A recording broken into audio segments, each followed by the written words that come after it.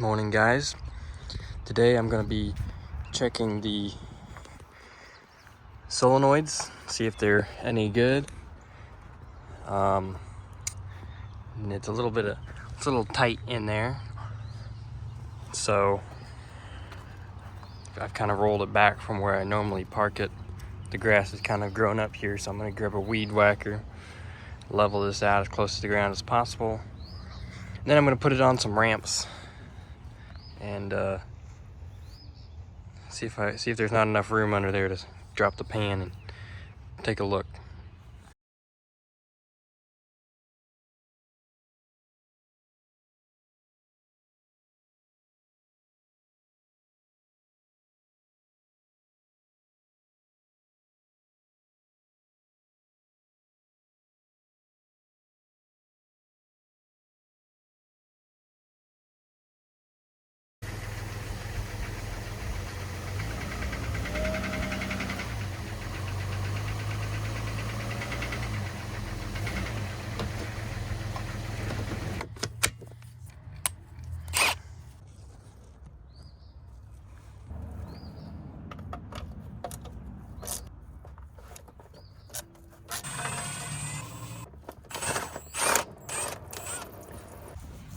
That went pretty good. I only dropped one bolt in the dirt. This arm's perfectly clean. This arm's got a few drops on it, but not a mess. And I actually got almost all the fluid to go into the pan, or the drain pan. So I'm gonna let it drip for a little bit, and then I'll get it back up under there. But it's hard to work when it's constantly dripping all over your arms. I just took the filter off, got the pan down. Now I need to get this governor pressure solenoid assembly and pressure sensor taken out, because these are the shift solenoids. I'm not sure which one's the governor solenoid, but we'll figure out once we pull it apart. But I'm just gonna kind of be looking for any broken wires or damaged solenoids themselves, or disconnected wires, anything like that. So once I get this out, we'll take a look with the multimeter. So let's start working on that. I've got the governor assembly out of the way. I've just pulled these off out of it so I don't have to disconnect the connectors. And then I got to pull out the shift solenoid assembly with some T25s in there. Alright, I've got it out. So I'm gonna figure out which pins I need to measure. We'll see if we get good resistance. So here's the new one, aftermarket. Here's the original. So basically, these are both identical solenoids, and they both should read about 32 ohms. So I'm gonna measure the one on the left. We have 32.7. All right, now I'm gonna measure the one on the right. Nothing, open circuit, it's not working. So that means must be a broken wire in there. Here's the good one, because you always want to compare the good with the old, or the new with the old. So I'm going to compare the one on the left. 34.1 ohms. And 34.8. So a little higher. I don't know what that means, if it means anything, but at least these both work. So I'll tear this one apart a little bit and see if I can't see what went wrong. All right, and I found it. So I popped the cover off so I could see the coil, and there it is. There's the broken coil. So that would be our problem. I could technically literally just solder that and then throw it back in and it would work, I think, but I already got a new one here, so we'll go ahead and install this and get everything buttoned back up. Another thing I wanted to mention is, because I confirmed that it is the coil,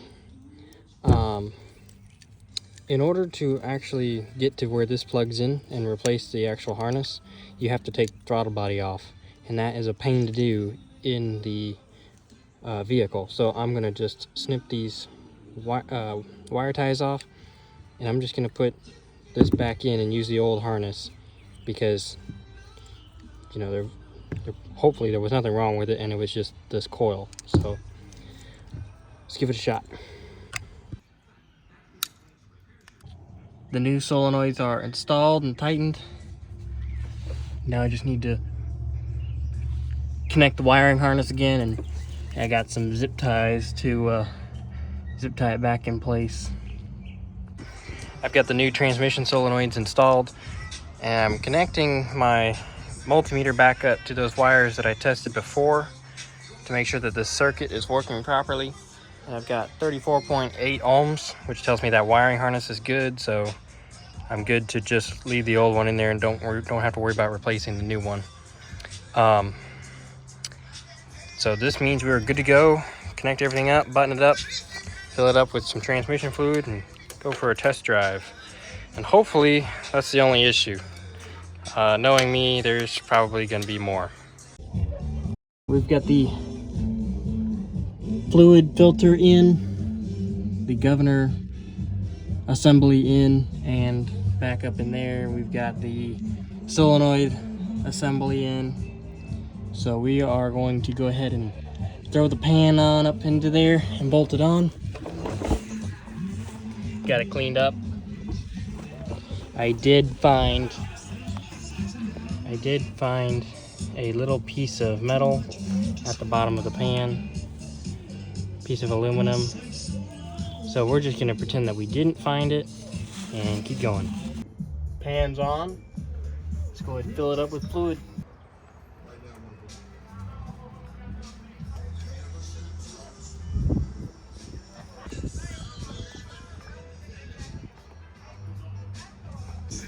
I only put 4 quarts in, but what came out looks a lot more than 4 quarts, probably more like 6. So I'll probably have to add some more. But I've got 4 in there now, so we'll go ahead and get it off the ramps and see if I'm able to shift through all the gears. I don't think that this issue is going to fix my first gear not working, because in part 1, I fixed first gear working. I drove it for a 300-mile trip and it worked perfectly. Turned it off. Next day, went back to the way it was. It wasn't working at all. So, but I didn't have a code. And then a couple days later, this issue came up to where it went into limp mode and it wasn't shifting into any gears. It was just staying into third. So, and overdrive wasn't working. So hopefully this will fix at least second, third, and overdrive shifting. And then we'll see what's wrong with third or first later on.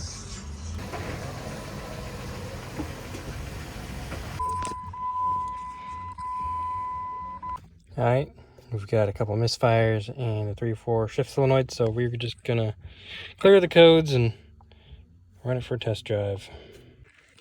Okay, I'm gonna check that transmission 12-volt relay, see if it stays on this time. On, and looks like it stayed on. Cool. All right, let's go ahead and drive it. Believe it or not, I think we're in first gear. Let me manually shift this into first gear real quick. I know first gear works because I used the diagnostic tester to get it into first. It sure feels like first. Let's try second here. It might not be. Yep, that's definitely first. Second, good. Third. It's not letting it go into third, so I'm not going fast enough. Let's get it out on the road. First, second, third. Let's he goes into overdrive.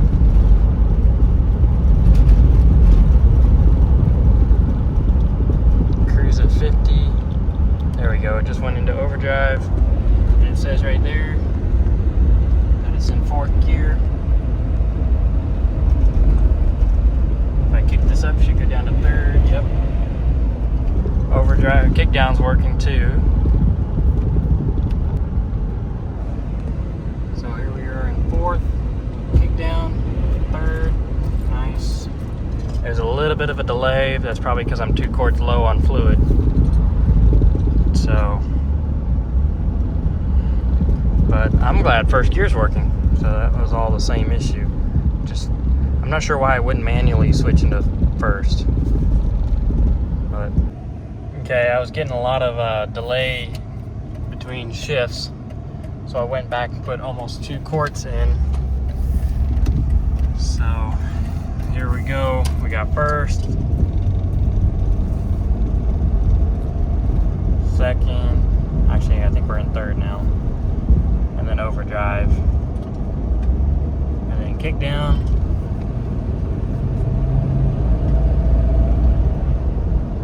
Working pretty good. Then we should get overdrive here in a second. Go. Working perfect. Alright, the Jeep is shifting perfectly. Kick down works 1st, 2nd, 3rd, and overdrive are all working great. So we're good to go.